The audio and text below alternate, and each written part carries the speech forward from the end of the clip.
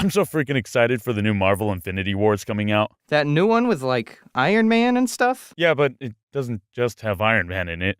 Also has, like, the Hulk. We should go see it. I'm down. I mean, I've never seen a single Marvel movie before, but it looks cool. Yeah, it's gonna be like one of the coolest... Wait, what? What? You've never seen a single Marvel movie in your entire life. Like, none of them. How? What the heck?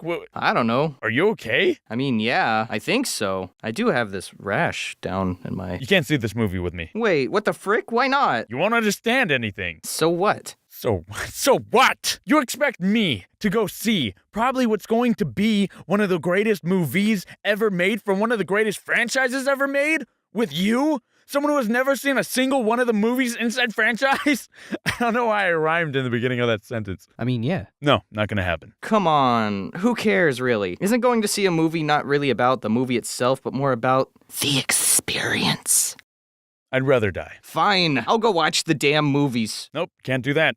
Why not? There's no time. I have plenty of... There's no time. Now sit and let me weave you a tale. I don't really think I need a fursuit. So in like 2008, Marvel decided to make a movie called Iron Man, which was dope, and basically innovated the way superhero movies were going to be made. Wait. There's gonna be, like, confusing timelines and junk, is there? Okay, yes, but, like, the timeline's a bit confusing to explain, and there's these things called phases. You know, we don't have to worry about. Basically, what happened was there was this really rich and smart dude named Tony Stark who created weapons for the military. He was on his way to show off his new Jericho missile when all of a sudden he was ambushed by a bunch of jerks. He got blowed up by his own missile, and then he got captured, but was also, like, dying, and this random doctor had to put a magnet inside of his chest to keep the metal that was inside of his body from reaching his heart. And no, it's not a replacement heart. I thought it was too when I first saw the movie. Do you have any idea how hard a heart transplant would be in their circumstances? It'd be so unrealistic. Anyways, while imprisoned, he built a metal suit to help him escape that set everything on fire. Eventually, Tony makes a new version of that suit and starts flying around being all awesome and crap. But then his partner, who he was working with, he was all jealous and makes a bigger version of Tony's suit. And then they start fighting. And then Tony decided to do what any superhero would do in this situation. Blew the bad guy up into a million pieces, brutally murdering him. Okay, he didn't really blow him up, but he did electrocute the crap out of him. Movie ends with him making out with his secretary and also being like, oh yeah, by the way, world, I am Iron Man. Come at me.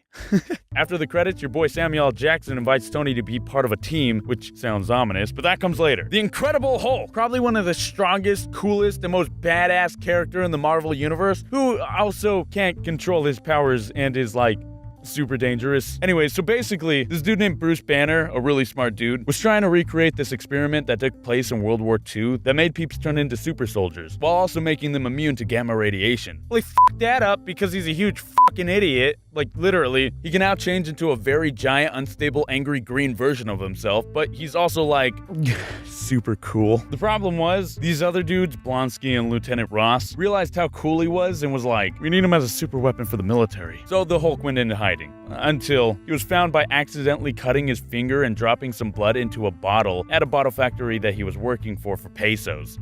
It killed an old man. Blonsky takes some steroids and tries to fight the Hulk at some university, but gets his ass beat because the Hulk is just too cool. And Blonsky was like, frick, he's too cool. Give me his blood. And injects Hulk's blood into himself, causing him to not only become super freaking cool, but an abomination. That's his name. His name is Abomination. They meet up and start fighting to see who is cooler and has the bigger penis and start duking it out. And Hulk starts realizing that their fighting is about to get his girl killed. So he gets up, saves her ass, and lets the Abomination know he got to first base. Hulk! Smash! That's what first base means, right? Movie ends, and after the credits, your boy Tony Stark is now asking Brucey Boy if he wants to be part of his team. Next is Iron Man 2. Nothing to really add here. Stark gets cooler gadgets, gets drunk a lot, they introduce War Machine, fights a dude with electric whips, and boom! Iron Man made a new element. Also, he doesn't need his chest magnet anymore to live. He just has it there for, like, decoration, I think. Wait. Hold on. Iron Man made a new element? Yes. Thor! Definitely as cool, if not more cool than the Hulk. He's a Norse god who has the power of thunder, himself, and anime on his side. One of the strongest and most powerful superheroes in all of Marvel history, had probably one of the more boring movies. I mean, he comes to Earth to get his hammer that only the worthy can hold, meets a girl, fights with his adopted brother Loki, makes out with previously mentioned girl, and gets his hammer. He becomes worthy. It wasn't the best, and the only thing you need to know is after the credits, it showed the dad of the girl, who was a scientist, talk to our boy LJ, aka Nick Fury, who asked him to study a mysterious Rubik's Cube from space. Do you like America, buddy? Then meet Captain America, the first Avenger. So remember that experiment I told you about that Hulk tried to recreate? That's this dude, Steve Rogers. The year was World War II times, and Stevie Boy decided he wanted to be a hero, so he joined the military. Problem was, he was weak as crap and probably dying. So he begins training for this other program in the military called the Super Soldier Program. It was his only shot at joining the military. Frick it, said Chester Phillips, after seeing how serious Steve was, and decides to inject him with a crap ton of steroids. He goes through his own adventure trying to get that alien cube we talked about before, now called the Tesseract, while also fighting a group of ding-dongs called Hydra, and their leader whose head is literally a red skull. What? What's his name? Red Skull. Yeah, the Red Skull guy. What's his name? We don't have time for this. Cap then gets a shield made from a very rare and indestructible metal called vibranium, beats Red Skull, and kamikazes into the Arctic. Also, he lost the Tesseract, so that's a thing. But no, he didn't die. He was thawed out years later, during the present day, to meet our boy Nicky, who asked him if he wants to join the team. Speaking of that team, boom! It's a movie now. And they call themselves the Avengers! So you know how I said that Thor was fighting his adopted brother Loki in his movie? Well, Loki's back and he's like super salty. So he goes off and meets this dude named The Other, who was the leader of an alien race called the Chitauri, and promises them he could get them the Tesseract if they help a brother out, if you know what I mean. Invading Earth. Loki wanted them to invade Earth. So Nick Fury accidentally activates the Tesseract, creating a portal to Earth, where Loki arrives and then gets captured right away. Captain America and Tony begin transporting Loki to a cell, and all of a sudden Thor shows up and is like, "Hey, that's my brother. Only I could beat him up and imprison him." And then Thor tries to hit Captain America with his hammer, but Captain America was like, "Blocked! Vibranium! Bitch!" They all make up and transport Loki to a ship where Loki tricks Thor into his prison cell, escapes, and then blows everything up. That causes Bruce Banner to turn into the Hulk, so Thor goes after him and is like, "Hulk, stop it, no, stop it, no, stop, no." Loki then opens a portal for the invaders to come out, and the Avengers go into action. At one point, Bruce Banner has like the coolest freaking moment in the world, where Captain America is like, "You should get angry, lol." And Bruce turns around, looks him dead in the eye with the most serious face you've ever seen, and just goes, "F you," and then punches a giant alien worm in the freaking face. The government shoots a nuke at the city, so Tony redirects it in the correct area where it should have been shot, into the giant wormhole where the aliens were coming out of, blowing all their shit up. And thus, they win. The aliens, on the other hand, were not too happy about this, because they were all dead. Credits roll and they introduce a purple dude named Thanos. Purple. Remember that. Oh yeah, they also introduced these two other characters, Agent Romanoff, aka Black Widow, and Hawkeye, whatever his real name is. They don't really have powers. Hawkeye can shoot bows really well, and was mind controlled throughout half of the movie. Black Widow is just a total badass. And well, she's super hot. Dude, the movie is starting in a couple days. Can you speed this up? Okay, wait, I'll do that, but at the same time, I'm gonna explain something really quick. So in this universe, there are 6 Infinity Stones that have like a crap ton of power. So far, we've seen 2, the first one being the Tesseract, which is also known as the Space Stone, and the second stone, well, it's more of a liquid. It's called the Ether, also known as the Reality Stone, and that one was introduced in Thor 2. And that's all you need to really know about Thor 2. Nothing really important happened in that one. Thor's mom died. Then there was Iron Man 3, which was a filler movie. Captain America Winter Soldier, pretty awesome, but another filler movie. But they do introduce 2 new characters, Bucky Barnes, the Winter Soldier, and Sam Wilson, aka Falcon, a dude with metal wings that help him fly, aka a more complicated than it needs to be jetpack. Okay, wait, we got Guardians of the Galaxy. This one I do want you to watch. It's hilarious, and it's just a really fun movie in space. Basically, it's an introduction to even more characters, which is Star-Lord, Groot, Gamora, Rocket Raccoon, and Drax the Destroyer. And despite his name, he's a sweetheart. It also shows us a little more about that Thanos guy, who is now for some reason blue, and that he's after the Infinity Stones. Also in this movie, the 3rd Infinity Stone is introduced, and at one point, the guy working for Thanos, who is sent to retrieve the stone, ends up getting the stone, but then calls up Thanos and is like, "Yo, I'm gonna kill you. LOL, XD, winky face." But then he gets his ass beat by the Guardians, which, guys, you should have just waited until he killed Thanos. You done goofed. After this one, there's... Okay, wait, stop the video. So it turns out I Forgot to movie. It comes right after Guardians of the Galaxy 1, which is Guardians of the Galaxy Volume 2. So... what I'll say is a great movie. It's another filler movie, though. But at the same time, I didn't forget to end the video. Okay, bye. Avengers 2 Age of Ultron, which is such a cool movie. So in the beginning, the Avengers infiltrate Hydra's lair to get Loki's scepter, which, how the heck did Hydra get it? The scepter was being used to experiment on peeps. Oh yeah, did I ever mention that Loki's scepter has, like, the Infinity Stone on it? Well, it's the fourth one. This movie introduces the characters Pietro. Is that how you say it? Pietro? Pietro. AKA Quicksilver, a super fast dude. And also the Scarlet Witch, which I think, AKA Wanda Maximoff. Yeah, Google says it's her name. Blah, blah, blah. Tell me about it. That's not what I wanted. Who can manipulate minds and project energy. Stark and Banner start to study Loki's scepter and discover an artificial intelligence within it. His name is Ultron. Ultron wakes up next to Jarvis, Tony Stark's artificial intelligent helper person he made, and is like, "Ugh, who am I? Who are you? You don't know me. Frick you!" And then kills Jarvis. And somehow thinks that in order to save the Earth, he needs to destroy all of humanity. You know, the typical robot overlord stuff. He attempts to attack the Avengers while they were chilling, and while Thor was contemplating why the frick Captain America was able to move his hammer, Ultron gets his crap kicked in and leaves, but manages to steal the scepter. So he uses that to make like an army of himself, while also making himself a cooler body. Problem was, it wasn't cool enough, so he asked the Maximoffs to help him get that rare metal vibranium from this dude named Claw. The Avengers find them and Iron Man pops in like, "Yo son, stop being a little bitch. You can't tell me what to do, you're not my real dad." And then Wanda makes everyone see visions. That like pisses off the Hulk, which causes him to go attack a city. I don't know what he saw, but jeez, scrap got real. Iron Man showed up and was like, "You think you're tough, big guy? Well, watch this!" And turned into an Iron Man version of the Hulk. They call it the Hulk Buster. They fought it out and it was dope. Like seriously, YouTube the fight, Iron Man hits Hulk with like a freaking building. Kind of. Oh, side plot. The Hulk and Black Widow have crushes on each other. At one point, our boy Nikki comes over and is like, "I have had it with these monkey-fighting robots in this Monday through Friday town." So here's a plan to be Ultron. And Ultron thought that the best way to destroy all of humanity was to pick up an entire city and drop it. Ultron, in the meantime, was still working on his new synthetic body while also accidentally spilling the beans about his plans to destroy humanity to the Maximoffs. Wait, you want to destroy the Earth? Nah, we're good. So they dished him. The f***. Also, the Avengers steal his synthetic body. The f***.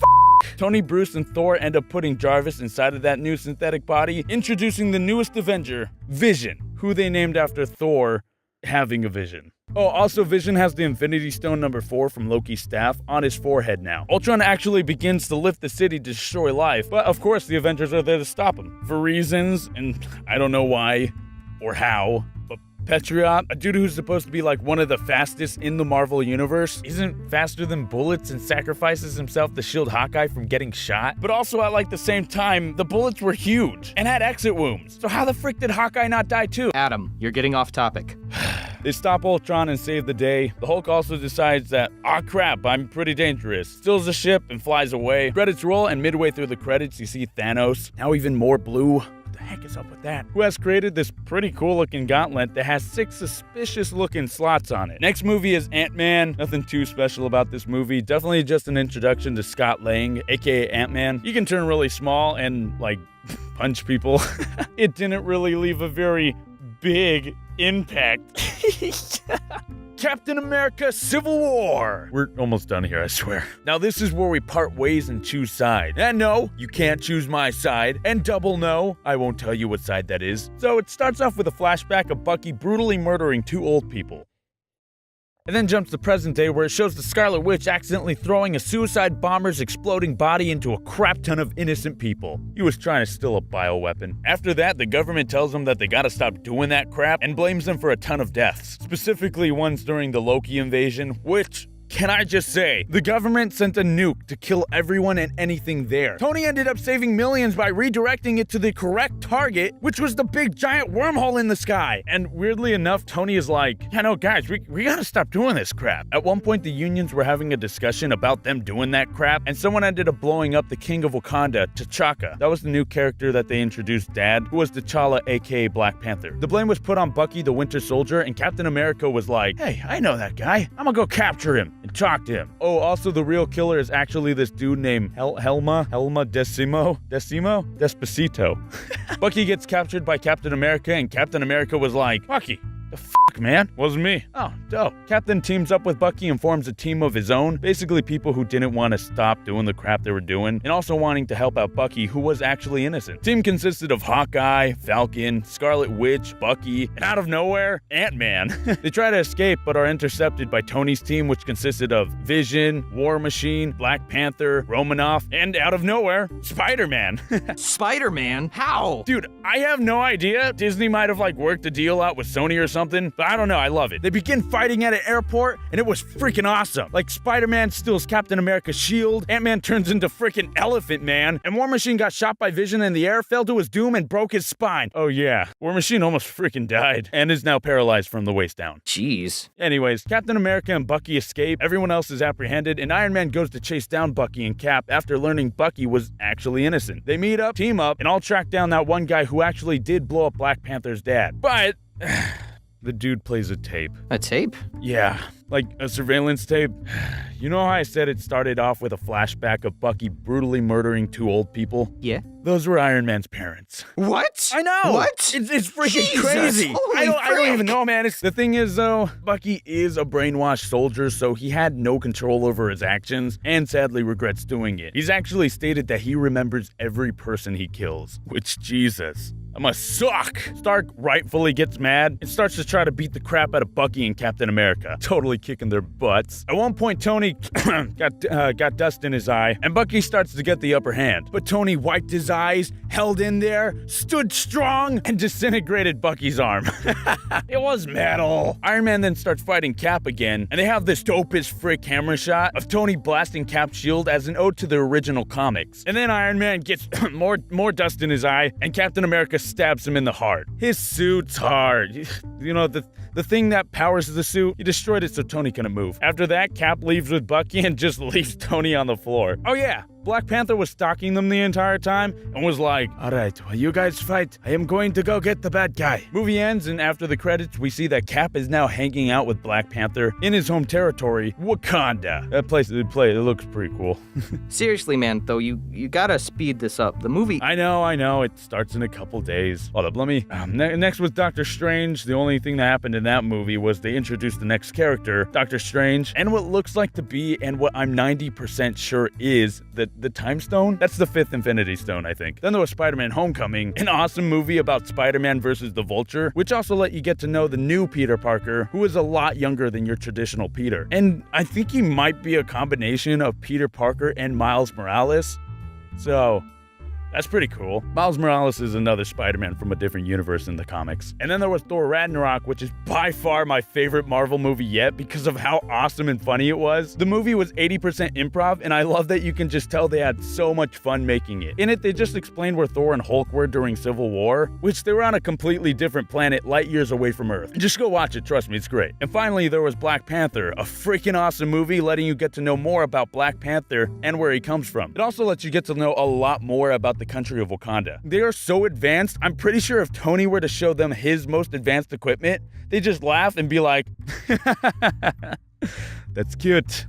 Now let us show you ours. Also, their entire country is full of vibranium, meaning it's not as rare as we thought. Turns out Wakanda just don't want evil to get their hands on it. But now they're like, we can share it. After the credits of that movie, you see that Bucky was just chilling nearby the entire time. And they hint at him possibly becoming the new Batman of Marvel, which you'd already think that that's Black Panther. But according to the interwebs, it's this dude named White Wolf. He just looks like a white Black Panther with a cape. Still looks pretty badass though. Jeez, what a trip. I'm actually, excited to go see Infinity War now. If you'd have me. No. Oh, what the? I'm kidding. Now all we have to do is just wait, and then we can see probably what's going to be the best movie of all time. This is taking forever! Also, what the frick is up with Thanos being pink? I like how Adam likes to use the word frick instead of